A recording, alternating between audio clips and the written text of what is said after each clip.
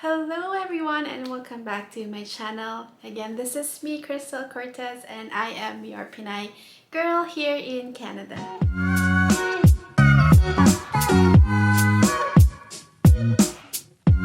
Sa mga bago lang po sa aking channel, ako po ay nakapag-migrate dito sa Canada last 2018, and if gusto niyo pong malaman yung entire journey ko sa pag-migrate dito sa Canada, please make sure to watch one of my videos. It's my Canada immigration journey. Dinetali ko po dun sa video na yon kung paano ako nakapunta dito sa Canada from the time na nag-take po ako ng IELTS hanggang sa makapag-land na po ako dito sa Canada. And from one of my recent videos, binalita ko din po sa lahat about the reuniting of extended family members here in Canada. So, nag-open po ang Canadian government para po makapag-reunite yung mga Canadian citizen and permanent residents sa mga extended family members po nila dito sa Canada. So, kung gusto niyo pong malaman kung sino yung mga nagka-qualify as extended family members, meron din po akong another video na ginawa specifically about reuniting with extended family members. So please do watch the video. I will paste or include the link at the top or sa description box po. So this video specifically i-discuss po natin is how to fill out yung sworn declaration form for your extended family members. So this is the primary requirement para po makapag-apply kayo or yung extended family member nyo ng authorization to enter Canada as your extended family member. So this form is available in IRCC or Canada.ca website. Again, ilalagay ko po sa description box below yung link kung saan nyo po ida-download yung form. So, we will, mamaya po, lilipat po ako sa laptop para makita ninyo how to fill up the actual form. But to give you some tips, meron po siyang 4 sections. So, section number 1 will be details of the Canadian citizen or permanent resident. So, you have to fill out yung Canadian citizen and permanent resident po, yung kailangan mag-fill out no section number 1. And then section number 2 would be details of your extended family member. So, this will be filled out by your extended family member. Section number 3 would be the signature of the extended family member. So, once na-fill out po section 1 and section 2, yung section 3 would have to be filled out by your extended family member. So, isa-sign po yan. Either you sign it as a printed paper, but I don't recommend that because ibig sabihin po nun is kailangan nilang i-print yon and then ipapadala pa nila dito sa Canada sa inyo because ultimately this sworn declaration po ay kailangan final signature would be yung Canadian citizen or permanent resident. So as a tip, what you can do is for section number 3 po, which is the signature of your extended family member, pwede po silang mag-sign electronically using Adobe Reader. So, again, fill out section 1 for Canadian citizen or permanent resident. Section 2 would be information of your extended family member. And then, ipadala nyo po yung form sa inyong extended family member and sabihin nyo po sa kanila na i-sign po nila electronically using Adobe Reader. So, once na-sign na po nila yung section 3, then meron na po tayong section 4. Section 4 would be the sworn declaration of the actual Canadian citizen or permanent resident. Now, please do not sign section 4 hanggang wala po kayo sa harap ng notary public or kung sino man po, let's say, commissioner of oath. Kasi po, hindi siya pwedeng pirmahan kung wala kayo sa harap ng lawyer or ng notary public. They have to make sure that you sign it in front of them, nakita po nila kayo nag-sign, and saka lang po nila sa-sign yung other half ng section 4. Kasi dalawa po yun. So, section 4 is divided into 2.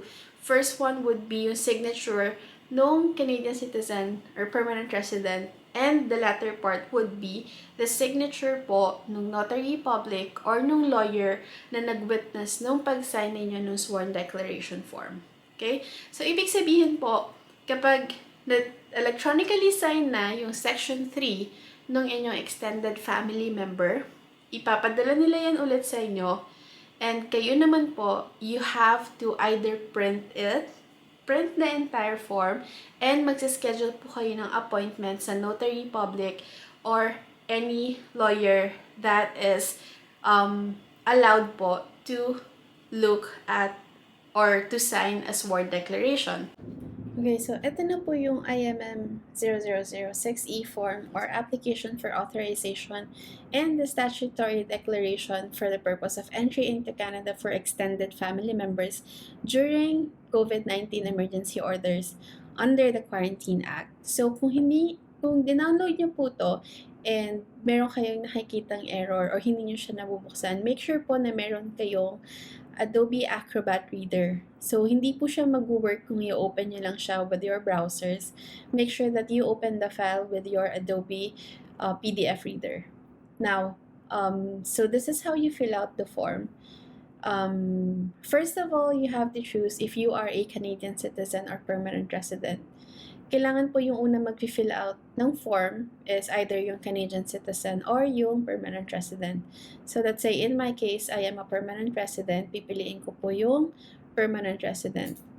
There's really no difference po nung permanent resident and Canadian. So ang nangyari lang is nawala lang po yung details no country of birth or country of citizenship. So again, I'm gonna go back to permanent resident, and you have to fill out the form.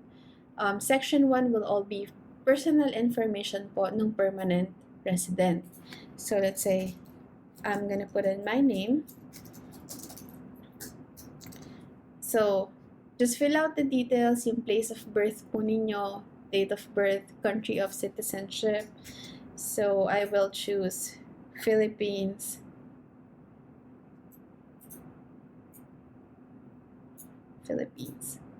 And then your passport number and your residential address.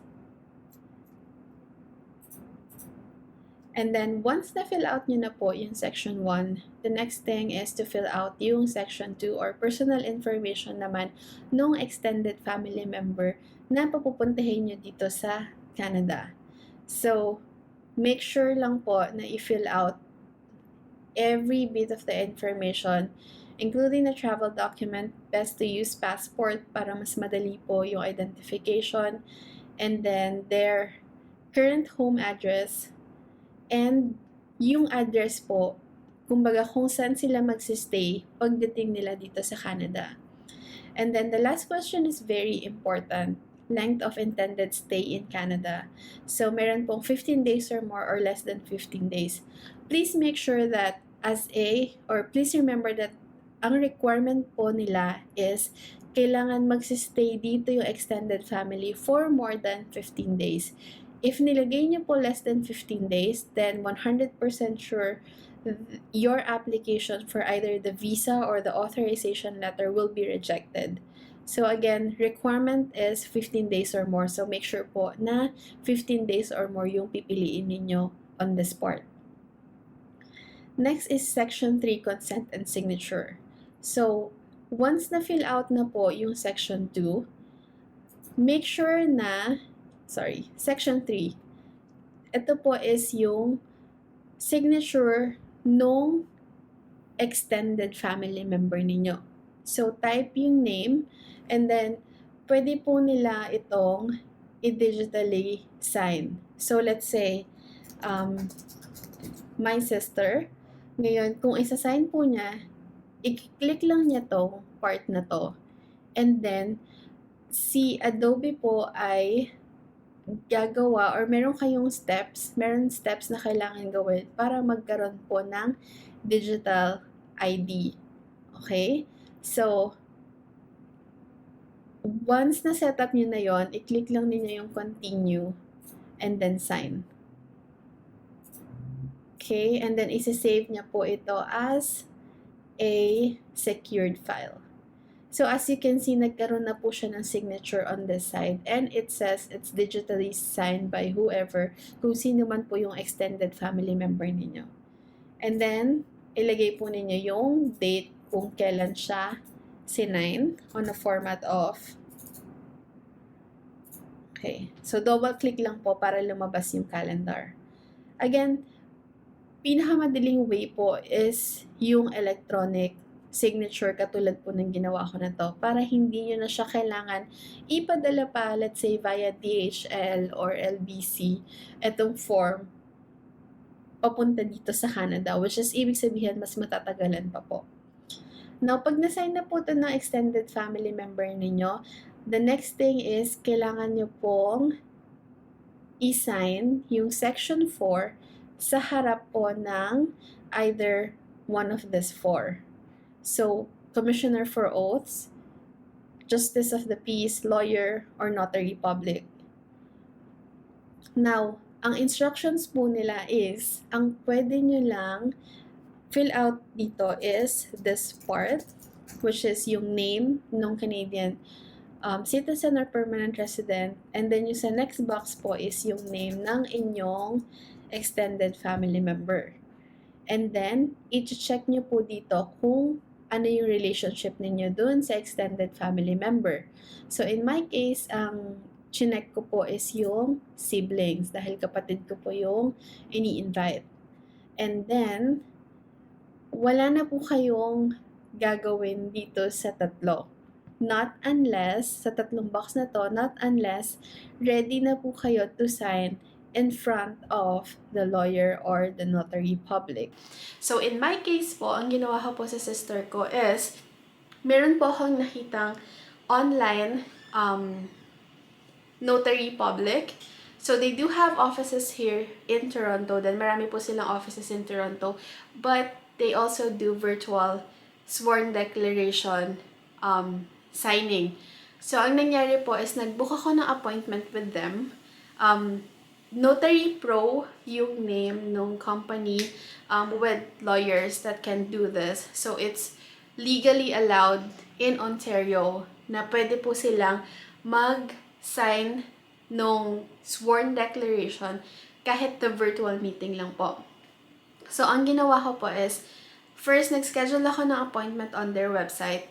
Appointment meaning, kami po ay nag-virtual call or nag-video call lang po kami nung lawyer. So, ang requirements po nila is ipadala po sa kanila yung sworn declaration form. So, i-upload nyo lang po dun sa website nila. Very easy. And then, mamimili po kayo ng appointment date. This is just 10 to 15 minutes of your time lang po yung appointment. So, and then you have to pay the fee. I had to pay around $31.50 or $32 for the signing of the sworn declaration. That is including the tax na po. So, once settled na and nag-send na din kayo ng copy of your ID with them. So, wait lang po dun sa appointment na binook ninyo. Once, let's say, this is your appointment date or time, meron po silang link na ibibigay kung saan po kayo mag-virtual meeting. So, in my case, Google Meets po or Hangouts yung pinadala sa akin. So, nag-Google Meets kami nung lawyer. So, nakikita ko siya. We're on a video call. And ang hiningi lang po nila sa akin is, I have to show them again my ID, yung ID po na inattach ko nung nag-book ako ng appointment. And then, they just verify po kung ano man po yung nandun sa sworn declaration form na fill out ninyo. And then, they will also ask you to swear by the sworn declaration for formality. And once that's done, ang gagawin po nila is, may sinend po silang link dun sa email na ginamit ko, which will allow me to electronically sign din yung part 4 section, yung part 4 first half ng sworn declaration. So, once na-sign ko na po siya, si attorney naman po or yung lawyer naman yung magsasign ng document. So, kumbaga, lahat po nung signing ay nangyari virtually. And then, once na-sign na po siya ni lawyer, meron po silang isa-send nila again sa iyo yung form with all the signatures attached and yung information mismo po nung lawyer na nag-attest on your sworn declaration. So, this is a PDF. Ibabalik po nila sa inyo yun as a PDF form. And once you have that filled out PDF form ng sworn declaration, so you have to make sure na isi-send nyo din to dun sa inyong extended family member kasi requirements po ito. Let's say ma-approve sila ng visa, kailangan po is dala-dala nila yung sworn declaration form. Let's say, kung magta-travel na sila going to Canada. Without the sworn declaration form, they cannot board the plane going to Canada. So, make sure meron silang copy nun. So, kung wala pa pong visitor visa yung extended family member ninyo, this sworn declaration is part of the requirements na po nung pag-apply ng visitor visa. So, again, the digital copy will be attached together with your application form kung mag-a-apply po kayo online ng visitor visa. Kung meron naman pong visitor visa na yung extended family member ninyo, still they need to get a written authorization form from IRCC. And this sworn declaration form is the requirement to be able to obtain that written authorization. Ayan, sana po naging helpful yung information and I will be back for more information on how to invite or reunite your extended family members as we go along the steps din po on inviting my sister to come and reunite with us here in Canada. Please don't forget to like and subscribe to my channel and hit that notification bell para po lagi kayong updated sa mga new immigration related videos on my channel. Thank you so much again for watching my video and I'll see you again next time on my next videos. Bye!